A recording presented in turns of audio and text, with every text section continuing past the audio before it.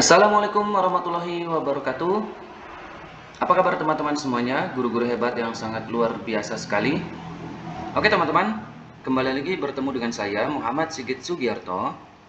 Oke teman-teman, kali ini atau di video kali ini saya akan melanjutkan pembahasan mengenai FR untuk pretest PPG dalam jabatan untuk materi PJOK di tahun 2023. Ini part 8 ya teman-teman. Saya akan membahas tentang literasi dan numerasi, yang tentunya ini akan bermanfaat bagi teman-teman yang belum mengikuti pretest. Oke, simak video ini sampai selesai teman-teman, dan pahami setiap FR yang saya jelaskan ya. Oke, sebelum kita mulai, seperti biasa saya akan mengajak kepada teman-teman semuanya untuk mendukung channel saya dengan klik tombol subscribe, share, like, dan komen ya teman-teman. Dan jangan lupa nyalakan notifikasinya agar tidak ketinggalan untuk video-video saya selanjutnya. Baik teman-teman, mari kita mulai untuk FR, literasi, dan numerasi PJOK. Kita lanjutkan FR di part kemarin ya teman-teman. Oke, kita mulai teman-teman. Oke, FR yang pertama teman-teman di sini.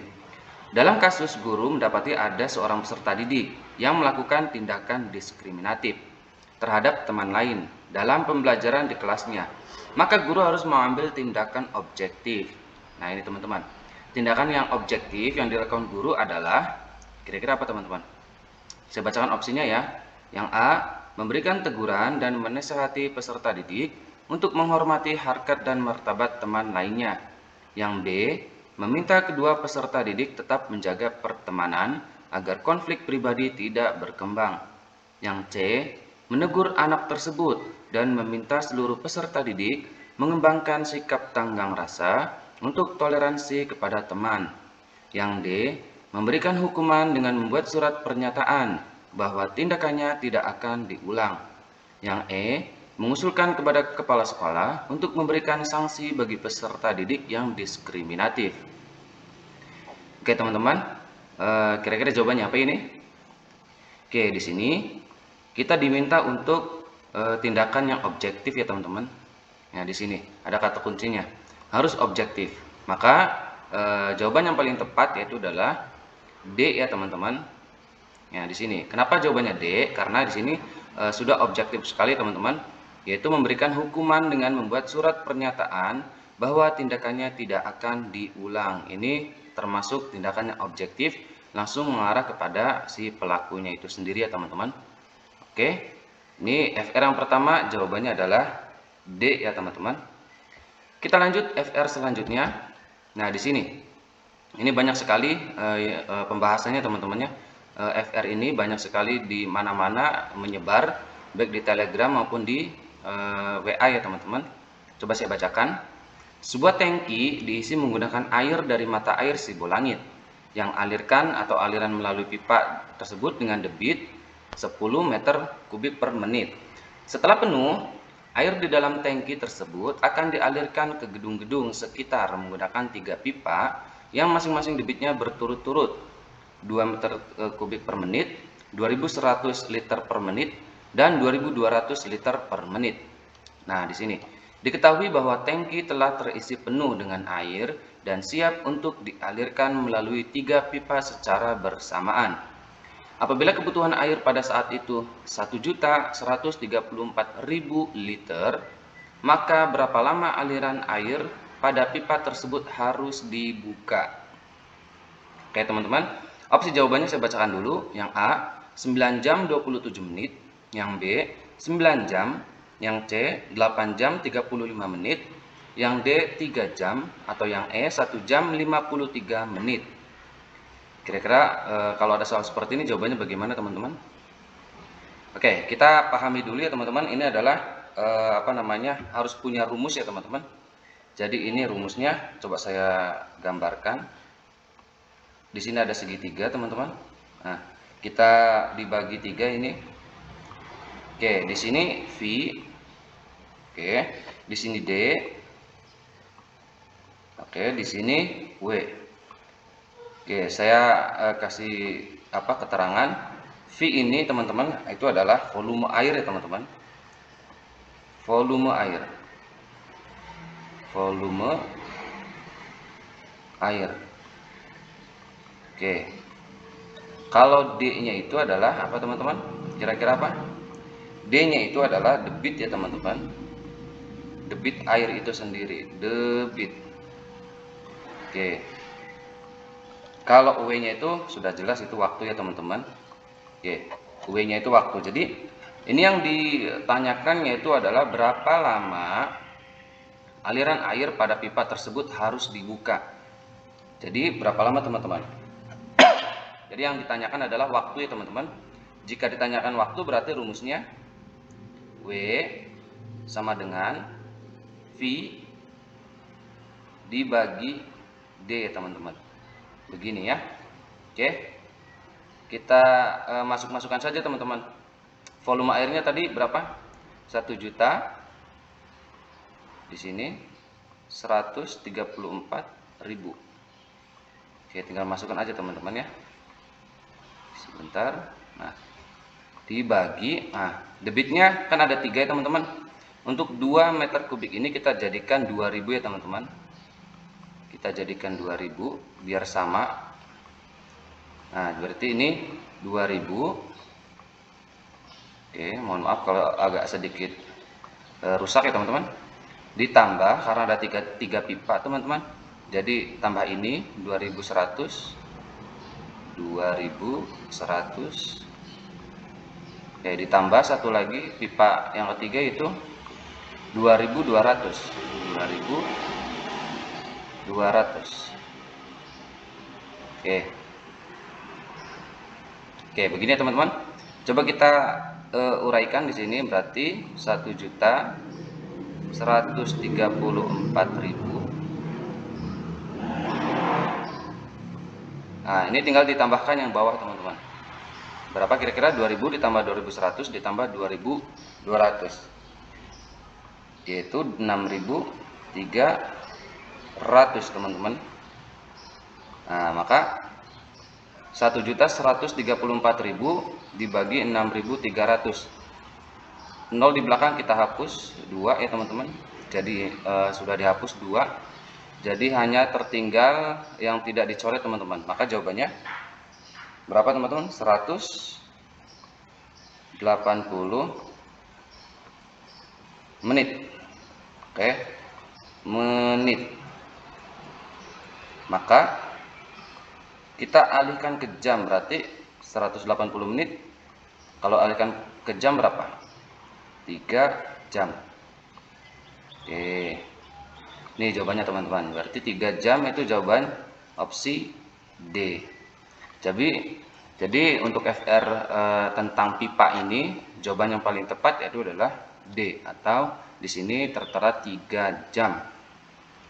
Oke teman-teman, lanjut di FR selanjutnya. Anda memiliki siswa yang sedang sakit sehingga harus menjalani rawat inap selama 20 hari. Hal itu membuat siswa tersebut mengalami ketinggalan pelajaran saat sembuh dan kembali ke sekolah. Sebagai wali kelas, yang Anda lakukan adalah, kira-kira Anda lakukan apa teman-teman? Kita baca satu-satu opsinya. Yang A, memberi materi pelajaran dan tugas tambahan untuk mengejar ketinggalannya. Yang B, meminta teman-temannya yang berprestasi yang bagus untuk membantu belajar. Yang C, menyarankan untuk meminjam catatan dan tugas kepada teman-teman terdekat. Yang D, menyarankan untuk belajar kelompok bersama teman-teman berprestasi. Yang E, menyarankan untuk mengikuti les atau pelajaran privat atau tambahan di luar jam sekolah. Oke teman-teman, pahami apa namanya opsinya ya teman-teman. Di sini bahwa opsinya adalah kata kuncinya tidak mengganggu pelajaran di sekolah teman-teman, atau waktu pelajaran di sekolah. Jadi kata kuncinya itu, maka jawaban yang paling tepat yaitu adalah E. Kenapa E? Karena ini tidak mengganggu jam pelajaran di sekolah, karena dilakukan di luar jam sekolah. Oke, tentunya di sekolah itu sudah memiliki jam pelajaran sendiri ya teman-teman. Ketika diganggu berarti jam pelajaran yang lainnya juga terganggu teman-teman ya. Jadi jawaban yang paling tepat adalah menyarankan untuk mengikuti les atau pelajaran yang privat atau tambahan di luar jam sekolah. Ini yang paling tepat ya teman-teman. Lanjut, FR selanjutnya. Penilaian portofolio dapat dilaksanakan dengan cara, ini gampang teman-teman. Yang A, memberikan penilaian menyeluruh terhadap tugas-tugas peserta didik. Yang B, mengumpulkan lembaran-lembaran jawaban hasil tes harian dan ulangan akhir semester tiap peserta didik. Yang C, mengumpulkan hasil kerja masing-masing peserta didik yang telah diberikan masukan baik oleh guru dan rekan peserta didik dalam suatu album sebagai bukti hasil belajar. Yang D, mengumpulkan lembaran-lembaran jawaban hasil ulangan tiap peserta didik untuk melihat kesulitan peserta didik dalam memahami pokok bahasan tertentu dan kemudian diberikan pembelajaran dan tes remedial. Yang E, mengumpulkan lembaran-lembaran hasil pekerjaan tugas, gambar-gambar, dan hasil ulangan tiap peserta didik. Kira-kira jawabannya apa teman-teman? Oke, portofolio itu apa teman-teman? Kumpulan hasil kerja ya teman-teman, yang dimasukkan dalam suatu album atau map ya teman-teman. Jadi yang paling tepat yaitu adalah C. Mengumpulkan hasil kerja masing-masing peserta didik, ini hasil kerja yang telah diberikan masukan, oke ini yang telah diberikan masukan oleh guru dan rekan peserta didik dalam suatu album, nih ada dalam suatu album sebagai bukti hasil belajar. Oke teman-teman, FR ini jawabannya adalah C, tentang portofolio ini teman-teman ya. Lanjut FR selanjutnya ini, guru Dayu memiliki 144 batang ballpoint atau pulpen. Kemudian ia membeli lagi 3 pak batang ballpoint. Setiap satu pak batang ballpoint berisi 12 batang ballpoint. Seluruh ballpoint akan dibagikan kepada 36 siswanya. Setiap siswa mendapatkan bagian yang sama, teman-teman. Berapa batang ballpoint yang diterima oleh masing-masing siswanya? Ini pertanyaannya, teman-teman ya. Jadi berapa jumlah atau batang ballpoint yang diterima oleh masing-masing siswanya? Kita bacakan opsinya. Yang A 5 batang ballpoint, yang B 4 batang ballpoint, yang C 3 batang ballpoint, yang D 6 batang ballpoint, yang E 2 batang ballpoint. Kira-kira apa jawabannya teman-teman? Ya kita jelaskan satu-satu ya teman-teman.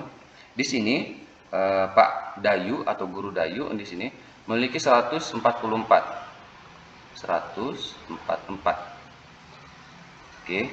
batang ballpoint. Kemudian ia membeli lagi 3 pak. Oke, setiap satu pak berarti berisi 12 batang. Kita tulis dulu di sini 3 pak. 3 pak berarti yang satu paknya itu isinya 12. Berarti kalau 3 pak berapa teman-teman? Dikali 3.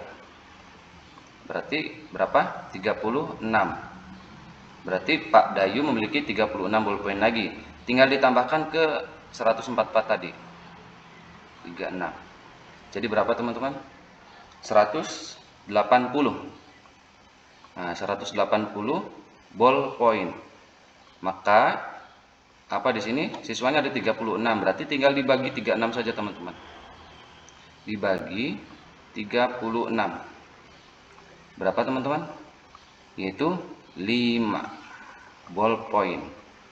Jadi jawabannya itu adalah jawabannya apa teman-teman? Yang A ya teman-teman ya. Jawabannya 5 batang ballpoint. Oke, lanjut teman-teman. FR selanjutnya ini tentang skor sementara dalam pertandingan basket yang digelar antara tim X dan tim Y adalah 79 dengan tim Y 64. Beberapa menit kemudian tim X menambah 12 poin, sementara tim Y tidak mampu meraih poin tambahan. Untuk mengalahkan tim X dengan keunggulan 2 poin, maka tim Y harus mengumpulkan berapa poin teman-teman? Yang A 25, yang B 27, yang C 29, yang D 23, yang E 28. Kita tulis dulu tim X. Itu dia dapat berapa poin teman-teman? 79. Yang Y dapat 64. Yang Y dapat 64. Berarti di sini ada beberapa menit kemudian tim X menambah 12 poin. Berarti tinggal ditambahkan di sini teman-teman 12. Nah, berapa? 91. Terus timnya tidak mampu meraih poin tambahan. Untuk mengalahkan tim X, di sini dengan keunggulan 2 poin, maka timnya harus mengumpulkan berapa poin teman-teman? Nah, gampang di sini teman-teman. Tinggal 91 tadi yang didapatkan tim X dikurangi 64 yang didapatkan tim Y. Oke, berapa teman-teman? 27. Nah, ini kan skor sama ya teman-teman. Nah, yang ditanyakan kan dengan keunggulan 2 poin. Ini tinggal ditambahkan 2 saja teman-teman. Jadinya 29. Nah, gampang ya teman-teman. Jadi jawabannya adalah C, 29 teman-teman. Oke, lanjut. Nah, di sini Pak Budi mengajar kelas 5 SD ketika jam pelajaran berlangsung. Ketika jam pelajaran berlangsung, Pak Budi sering meninggalkan siswanya dan hanya memberi tugas yang banyak kepada siswa untuk dikerjakan. Namun tidak diperiksa. Hal tersebut menunjukkan bahwa beliau tidak profesional. Nah, tidak profesional teman-teman. Di sini saya tandai tidak profesional. Sanksi yang tepat diberikan oleh kepala sekolah kepada Pak Budi adalah, saya bacakan. Jadi yang ditanyakan adalah sanksi yang tepat yang diberikan kepala sekolah kepada Pak Budi. Yang A, diskor selama 1 bulan. Yang B, dialih tugaskan sebagai petugas perpustakaan. Yang C, diberikan teguran dan pembinaan. Yang D, diskor selama 1 minggu. Atau yang E, dipindahkan ke kelas lainnya.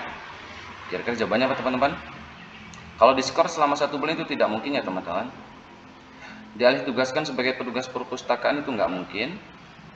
Diskor selama 1 minggu juga tidak mungkin. Dipindah ke kelas lain juga tidak mungkin ya teman-teman. Jadi yang dibenarkan adalah diberikan teguran dan pembinaan. Jadi jawabannya adalah C ya teman-teman. Oke, lanjut teman-teman.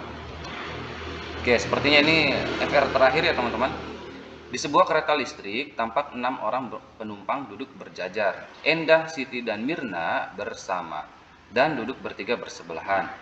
Hendy duduk di posisi sebelah kiri. Vivi duduk di antara Mirna dan Koko. Endah di sisi kiri Siti. Apabila Hendy bertukar tempat dengan Vivi, siapakah yang berada di sisi kanan Hendy? A. Siti, B. Vivi, C. Koko, D. Endah, E. Mirna. Kalau ada sesuatu seperti ini jangan bingung ya teman-teman. Kita petakan satu-satu teman-teman. Nah, di sini ada 6 orang penumpang duduk berjajar, 6 orang ya teman-teman. Endah, Siti, dan Mirna dia duduk bersamaan atau bersebelahan. Berarti tinggal tulis saja di sini teman-teman. Kemungkinan 1, Endah, Siti, dan Mirna. Dia duduk bersamaan teman-teman. Ini jangan diganggu gugat ya. Kita cari lagi. Hendy duduk di posisi sebelah kiri. Kemungkinan kedua, Hendy itu di sebelah kiri teman-teman. Hendy itu harus di kiri, harus di kiri ya teman-teman. Kita cari kemungkinan lainnya. Vivi duduk di antara Mirna dan Koko. Kemungkinan ketiga, Vivi itu duduk di antara Mirna dan Koko. Berarti saya ulang lagi, ini dihapus. Berarti Vivi-nya di tengah, Mirna di sebelah kiri, Koko di sebelah kanan. Nah, terus kita cari lagi kemungkinan lainnya. Endah di sisi kiri Siti. Nah, ada Endah di sisi kiri Siti. Kemungkinan keempat. Endah di sisi kiri Siti. Oke, benar di sini. Begini ya teman-teman. Oke, apabila Hendy bertukar tempat dengan Vivi, siapakah yang berada di sisi kanan Hendy? Nah, ini dikunci dulu teman-teman. Oke, kita atur posisi ini dulu ya. Oke, Hendy sudah jelas di sebelah kiri. Oke, kemungkinan yang pertama ini sudah beres. Nah, kita cari kemungkinan lainnya. Nah, yang pertama ini Endah, Siti, dan Mirna. Kita tulis Endah, Siti, dan Mirna. Nah, ini kita juga sudah. Kita cari kemungkinan lainnya di sini. Yang 3 ini apa? Vivi berada di tengah-tengah antara Mirna dan Koko. Berarti Vivi-nya di sini, Kokonya di sini. Yang 3 juga sudah. Yang keempat Endah di sisi kiri. Endah di sisi kiri Siti. Endah di sisi kiri sini. Ini udah benar. Endah Enda di sisi kiri Siti. Nah, ini kan udah bener ya teman-teman. Nah, kita cari apa namanya yang diminta. Apabila Hendy bertukar tempat dengan Vivi. Hendy bertengkar tekat dengan Vivi. Berarti Vivi di sini kita tulis ulang.